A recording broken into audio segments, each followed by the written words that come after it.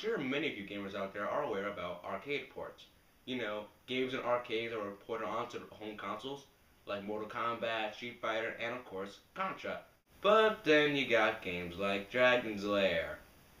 What is Dragon's Lair, you may ask? You'll regret that question in a few minutes, but I'll explain anyway. Dragon's Lair was a 1983 arcade game that was most famous for using actual animation for its game, created by famous animator Don Bluth. The game was ported onto many consoles like the Sega CD, the Nintendo DS, and the Nintendo Wii most recently. But Dragon's Lair's first arcade port was for the Nintendo Entertainment System in 1990. How bad is it, you might ask, for it to be the worst arcade port of all time?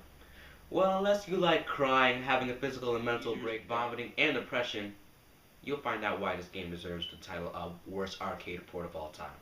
But enough talk about it. Let's check it out. Immediately when you start the game, you'll notice the first problem, the controls. It takes forever to jump, it takes way too long to turn around, and you can die by simply touching the door. When game controls are this bad, it can easily suck out all the fun in one title. I give the controls 3.0 points. While the graphics are a little bit better, they still have some really big flaws. The dragon tries to duck down if you try to kill him while ducking. And sometimes random enemies can appear out of nowhere.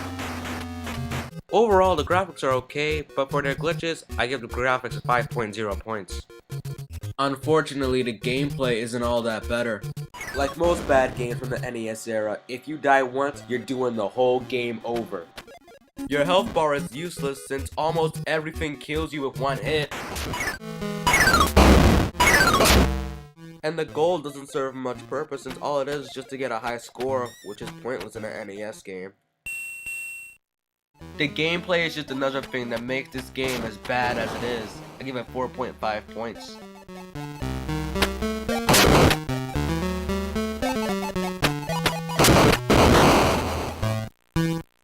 And that gives Dragon's Lair a total score of 12.5 points. The glitchy graphics, the bad control, and just the bad gameplay really come together to make this game a royal mess. If you really want to play some awesome Dragon's Lair, get Dragon's Lair on the Nintendo Wii, Sega CD, or even your iPad, or Nintendo 3DS. That one will support you, unlike this other piece of garbage. I'm the Black Teenage Geek, signing in.